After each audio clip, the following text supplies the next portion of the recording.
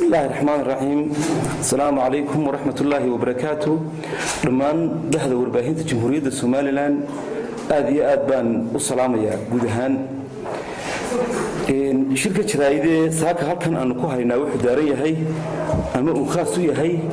دليلها يدباتوي كم موضة وسارد الدولستية هوده يجديد كعرك جمهورية الصوماليلاند. وهرين وسارد الدولستية هوده ومرايد كواد الغد يهنكروا قرن كنا الأردن كأخ الصوماليلاند. قف كستود قربها أمدي بدها إنك صوب وغنيا إيش أمش عشدة وإنك دعونيا هو حكاه قرامة ديارها جمهورية الصوماليلاند. سيدا أن كواد ورقمنا أما أنكسون هاي دوام وحي حكومته كانت هي وحي يقول لأنه كاسو تشيت كيس أما معجزة ها أما دارنا إن ما حيه تولي قرون كي ديارها إبربرا وها قرون كي أقبلنا إلى ده الصوماليلاند إن نقول ريتشيو دولة الإمارات كعربت سأيوقد تان ميليتري بيس هذا بحال كاسو حكى الصباح ذي أما أي سؤال كتهاجتها وسارد الدولسية هودو وح شقرة إقران كوهيسا كليه وحوي معاملة لبضة قرونة عقالة رشح الإيربوديو بربر إيربود وسير كدولسية هودو مدن فرحان آذن هيبي وحقيب كالنقضي أو كشقي سيدي مدار كاسي وهو رجلها كعنت دولة الإمارات وسيركو اسمه ويدين أو كمو حساب تمين حدين لبدي مدار أدناموليسي متكبدي كعنت هذا كبحه محا ألترناتيف أو قرانك أي مد سوماليلاند استعمالك رئيسه تصالك هم بندسينيا markii shaqada laga waday garoonkan diyaaradaha ee Hargeysa waxa si toos loo isticmaali jiray garoonka Berbera war maanta haduu noqdo garoonkii Berbera mid ay leedahay dal shisheeye oo military sidee buu noqon karaa civil aviation ay isticmaalaan dadka rayidka ama shicibka ah waxa kale oo isagu jira inuu yahay garoonka Berberi keen ugu qiimaha badan ama ugu weyn runwaygiisu wuxuu dheeyahay 4 kilomitir 4.1 kilomitir kaasoo inugu xidha dhammaan dacalada dunida wasiirku waa wasiirkii duulistii hawada ma aha wasiirkii gaashaandhiga waxaad moodaa inuu shaqadiisii garan waayay oo uu qabtay shaqadii wasiirka gaashaandhiga cadami taasi waxay muujinaysaa laba qodob midoon in lagu adeegtay wasiirka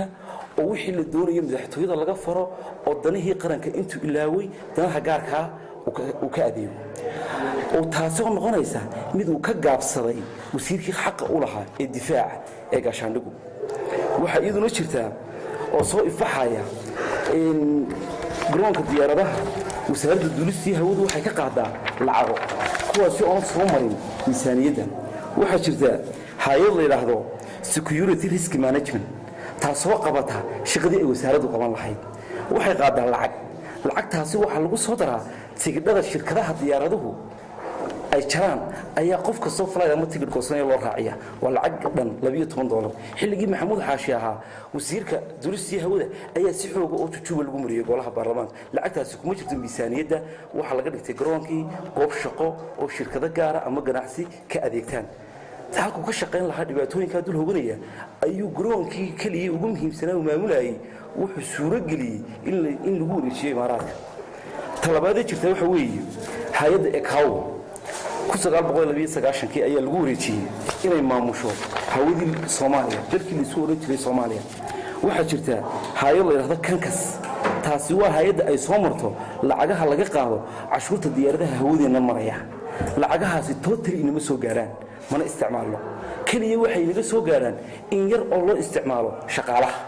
shaqaaluhu waxay ku shaqeeyaan hay'adda xarunteedu waa Nairobi waxay u adeegaan ugu shaqeeyaan magaca Soomaaliya waxaana xidhiyihiin ID card-ka ECAO ama Kankas taas markaa waxay muujinaysaa wasiirku inuu halkaas shaqadiisii gabayo wixii xaq ay nagu lahayn qaran ahaan aanu gacanteena soo gelin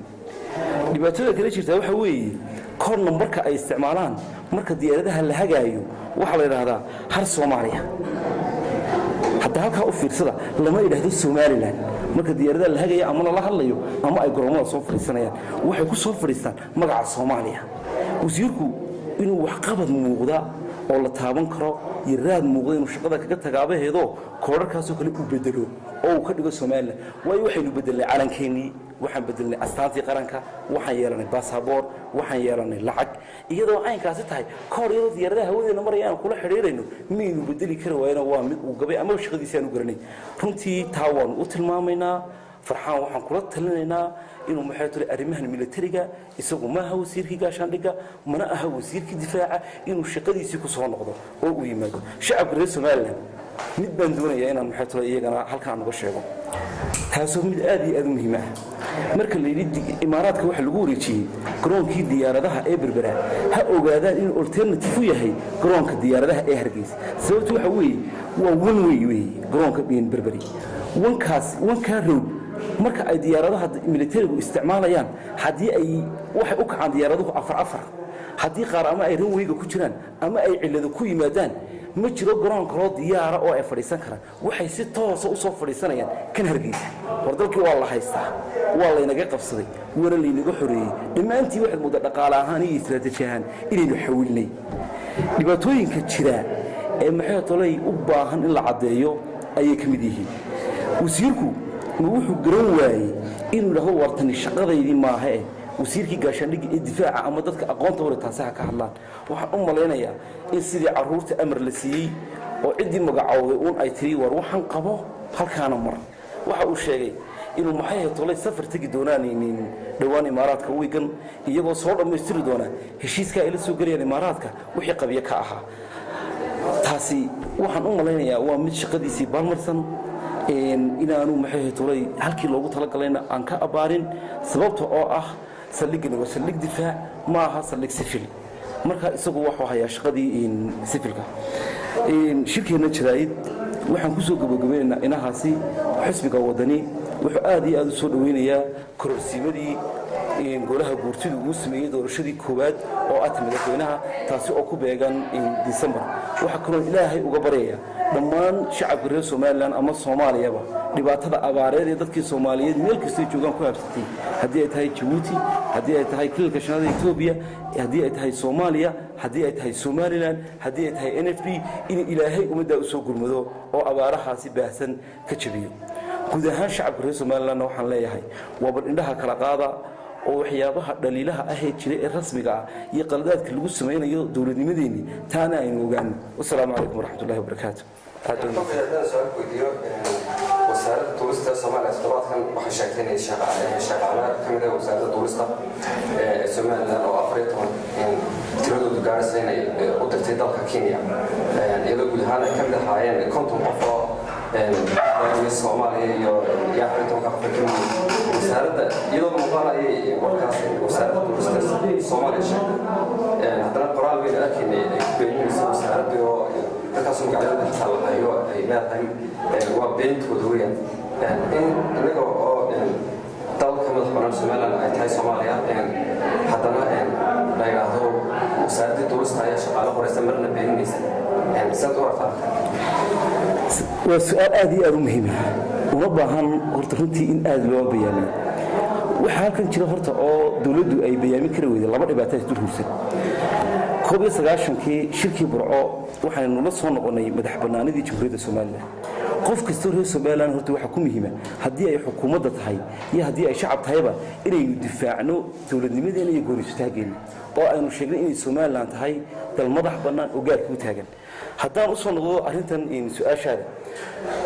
19 ayaa hawada Soomaaliya lagu wareejiyay hay'adda ICAO qaramada midoobay ma aqoonsana Soomaaliland mana yaqaanaan ee waxa ay yaqaanaan waa Soomaaliya waxa kaliya ee maxay tahay ay inoo qabato ICAO ama ay lacagaha ay naga qaadaan inoogu soo gudbiyaan waa inta ay shaqaalaha siiyaan shaqaalaha aad sheegtay imika ee la tababarayana kuwaasi ka mid yihiin magaca Soomaaliya ku adeegan magaca Soomaaliya lagu tababaraa magaca Soomaaliya mushaharka lagu siiya waxaana lacagta loo soo mariyaa hay'ad la kankas oo degan Nairobi marka farxan wasiirka duulista uu taamadiidi karo mana beenin karo waa looga baahan yahay inaynu gacanta ku soo celino oo wixii hawadeena Soomaaliland ama ICAO ha qaato ama Soomaaliland ha qaatay waxaynagu inta aynu leenahay aynu qaadano caasimadeena Hargeysa ku maamulano shaqaaladeena halka xirfadda u leh inagu maal gashanayna aynu tababar waa la inoo tababaraa kan kasba inoo tababarta Nairobi bana la geeyay waana arrin uu iska dhex fadhiistay weeyii taasi wasiirku iyadoo ay jirtaan intaas oo shaqaalaha Hargeysa ka baxaan oo muqdisho magac shaqaalihii laleeyahay Somaliland baan ka keenay inuu haddana ay wasaaradda xirfadaado halkaas ma jirto miyaan ahayn arrin jaba qarnimadeena waa ku tahay waxaan uga faa'iideysanayaa fursadda maanta halkan aan joogo muddo ay jirtay Somaliland wali ismeen weydiin war halkeen ku soconaa halkan maanta ay Somaliland taagan tahay muddo badan baynu ku soo jirnay inaynu maxay tahay difaac ku jirno oo qarannimadeena iyo aqoonsigeena aynu keenno dariiqan hadda aynu marno mid ka duwan ma hayna taa ismayna weydiin waa sababta keenaysa wax kastoo inaga yimaada koonfur inaynu dafirno marka qarankeena ceeb ku tahay wasiirkana ceeb bay ku tahay waxay ahayd laba qodob mid in la yeelo totally maadaama Soomaaliya ka goonay inaanaynu magaca Soomaaliya waxba kula wadaagin aynu taas ka deeyno oo inagu aynu shaqaalaheena iyo hay'adkeena cid ka hawlgalaysa tababarano haddii aynu u dirano dalal ama dawlado inooga xirfad badan iyo haddii aynu ku tababarano gudaheena laakiin laba mid la kala daayo war shaqaalaha kan ka saynu u dirno Nairobi aynu u dirno iyo Soomaaliya aynu diidno labadaas la kala daayo kan ka si kaawo waxay u adeegan waa Soomaaliya magaca Soomaaliya ku adeegan kuma adeegan magaca Soomaaliland iyaga maamulaha wadi waxaan ku maamulaan Soomaaliya qaramada midoobina waxay taqaanaa Soomaaliya markaas ay waxaan ay wada diidno oo qaramada difaacno oo kaawo aan diidno xafiiska Nairobi ka filan aan diidno hawadeena iyo shaqaalaheena ha noqdaan kuwa u madax banaan oo ay dhin kaarka wasaaradda duulista iyo hawada kaga shaqeeya ciidan tarashaal ee aan kaga shaqeyn ay dhin kaarka ee kaawo bal idinku u fiirsada in shirkadan la yiraahdo safety risk management waxa ay inta badan ka shaqeysaa wixii ay qabanaysaa wasaaradda duulista iyo hawada lacag bay qaadataa lacagtaas miisaaniyadda ma marto sababtu wax kale maaha waxa weeye waajibaadkiina qarannimo ayaan gudan kari weyn oo meel kasta waxaynu ka dayeynaa waxa weeye in profit gaar laga helo marka arrintan soo noqonaysa sidaad maqlayseen wasiirkii Jengeli waa kii sheegay lahaa in hawadii Soomaaliya lama qaybinayo heshiiskii Turkiga iyada ku jirtay oo iyada maxay tahay qodobka koowaad ahaa inay hawada Soomaaliya maamulato oo inaguna aynu halkan hirku watar ku yeelano Hargeysa Somaliland koodan ay xamar la tagaan kaasi uu suuro gali waayo xagga xamar buu ka burburay xirfad siyaasadeed oo ka lagu meel mariyo meekiina wasaaradda duulista hawada iyo xukuumadda kulmiye iyadoo aangaasi jirto xaqiiqadii dhabta ahaydna way dafirayaan oo kankas waa hay'adda shaqaalaha inoo tababarta waana tay u xil saartay kaawo waa nationalkii oo waa qaramada midoobay tanna waa mid loo kala xarunteedu waa Nairobi waxay u adeegtaana dadkan ay u shaqaalahana ay kuwa Soomaaliya ee maha Soomaaliland. Assalaamu alaykum wa rahmatullahi